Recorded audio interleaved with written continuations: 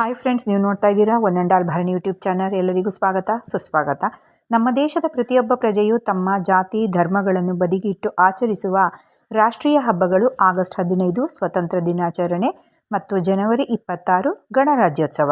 ಬ್ರಿಟಿಷರಿಂದ ಸ್ವತಂತ್ರ ಸಿಕ್ಕಿದ್ದಕ್ಕೆ ಸ್ವತಂತ್ರ ದಿನಾಚರಣೆ, ಹಾಗೆ ನಮ್ಮ ಸಂವಿಧಾನ ಜಾರಿಗೆ ಬಂದಿದ್ದಕ್ಕೆ ಗಣರಾಜ್ಯೋತ್ಸವ ಎಂದು ಎಲ್ಲರಿಗೂ ತಿಳಿದ ವಿಷಯವಾಗಿದೆ.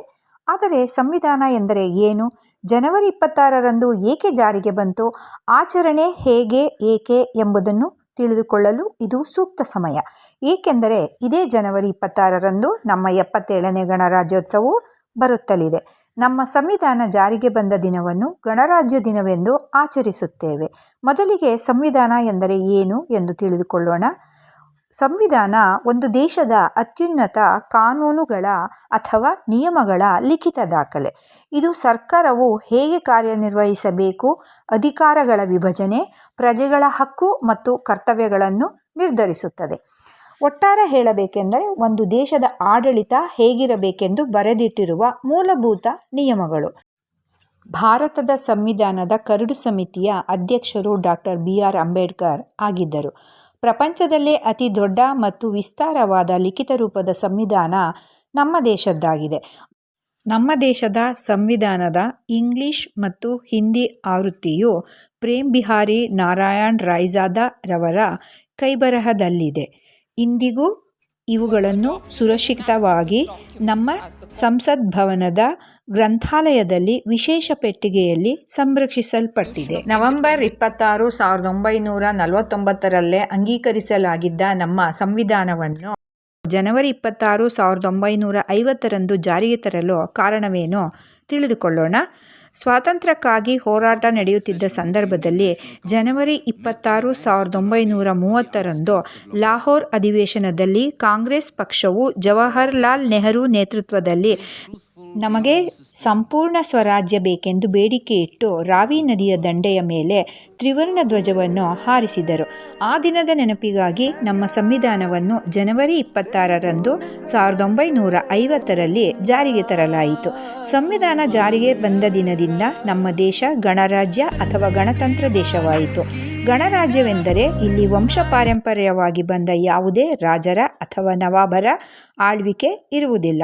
ಬದಲಿಗೆ ಪ್ರಜೆಗಳು ಚುನಾಯಿಸಿದ ಪ್ರತಿನಿಧಿಗಳ ಆಳ್ವಿಕೆ ಇರುತ್ತದೆ. ಇದು ಪ್ರತಿಯೊಬ್ಬ ಭಾರತೀಯರು ಆಚರಿಸಬೇಕಿರುವ ಉತ್ಸವವಾಗಿದೆ. ಆದ್ದರಿಂದ ಇದು ಗಣರಾಜ್ಯೋತ್ಸವ. ಇದನ್ನು ಹೇಗೆ ಆಚರಿಸುತ್ತೇವೆ ತಿಳಿಯೋಣ ಬನ್ನಿ. ನಮ್ಮ ಸಂವಿಧಾನದ ಮುಖ್ಯಸ್ಥರು ನಮ್ಮ ರಾಷ್ಟ್ರಪತಿಗಳಾಗಿರುವುದರಿಂದ ಕೆಂಪುಕೋಟೆಯಲ್ಲಿ ರಾಷ್ಟ್ರಪತಿಗಳು ಧ್ವಜ ಅನಾವರಣಗೊಳಿಸಿ ಸೇನಾ ತುಕಡಿಗಳ ಗೌರವ ವಂದನೆಯನ್ನು ಸ್ವೀಕರಿಸುತ್ತಾರೆ. ಯಾವುದೇ ದೇಶದ ಜನತೆ ನೆಮ್ಮದಿಯಿಂದ ನಿದ್ರಿಸಬೇಕಾದರೆ ಆ ದೇಶದ ಸೈನಿಕರು ಹಗಲು ರಾತ್ರಿಗಳೆನ್ನದೆ ತಮ್ಮ ಕರ್ತವ್ಯ ನಿರ್ವಹಿಸಬೇಕು. ಸೇನೆಗಳು ನಮ್ಮ ದೇಶದ ಹೆಮ್ಮೆ ಮತ್ತು ಗೌರವ. ಸೈನಿಕರು ಧೈರ್ಯ, ಶೌರ್ಯ ಮತ್ತು ಶಕ್ತಿಯ ಪ್ರತೀಕವಾಗಿದ್ದಾರೆ.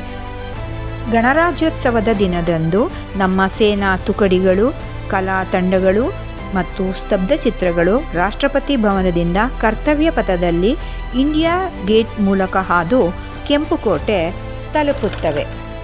ಸೇನಾ ತುಕಡಿ ಮತ್ತು ಶಸ್ತ್ರಾಸ್ತ್ರಗಳ ಪಥಸಂಚಲ ಮಾಡುವ ಉದ್ದೇಶ ನಮ್ಮ ದೇಶದ ಜನತೆಗೆ ನಾವಿದ್ದೇವೆ, ಹೆದರದಿರಿ ಎಂದು ಧೈರ್ಯ ತುಂಬುವುದರ ಜೊತೆಗೆ ದೇಶಭಕ್ತಿ ಮೂಡಿಸುತ್ತದೆ. ಹಾಗೆ ಶತ್ರು ದೇಶಗಳಿಗೆ ನಮ್ಮ ದೇಶದ ತಂಟೆಗೆ ಬರುವ ಮುನ್ನ ಒಂದು ಬಾರಿ ಯೋಚಿಸಿ ಎಂಬ ಎಚ್ಚರಿಕೆ ಗಂಟೆಯನ್ನು ನೀಡುತ್ತದೆ. ಇನ್ನು ಸ್ತಬ್ಧ ಚಿತ್ರಗಳು ನಮ್ಮ ನಾಡಿನ ಕಲೆ, ಸಂಸ್ಕೃತಿ, ಸಂಪತ್ತು, ಉದ್ಯೋಗ, ವಿಜ್ಞಾನ, ತಂತ್ರಜ್ಞಾನದ ಮಾಹಿತಿಯಾಗಿದೆ. ನಮ್ಮ ಸಂವಿಧಾನದ ಅಡಿಯಲ್ಲಿ ನಮ್ಮ ದೇಶ ಎಷ್ಟು ಪ್ರಗತಿ ಸಾಧಿಸಿದೆ ಎಂದು ಜಗತ್ತಿಗೆ ತಿಳಿಸಲು ಸ್ತಬ್ಧ ಚಿತ್ರಗಳು ಮತ್ತು ಕಲಾ ತಂಡಗಳು ಮೆರವಣಿಗೆ ಇರುತ್ತದೆ. ವಿವಿಧತೆಯಲ್ಲಿ ಏಕತೆ ನಮ್ಮ ಭಾರತ ಎಂಬುದನ್ನು ಎಲ್ಲರಿಗೂ ತಿಳಿಸುತ್ತದೆ. ನಿಮಗೆಲ್ಲ ಏನನ್ನಿಸ್ತು ಕಮೆಂಟ್ ಮಾಡಿ, ಲೈಕ್, ಶೇರ್, ಸಬ್ಸ್ಕ್ರೈಬ್ ಮಾಡಿ. ಧನ್ಯವಾದಗಳು. ಜೈ ಹಿಂದ್.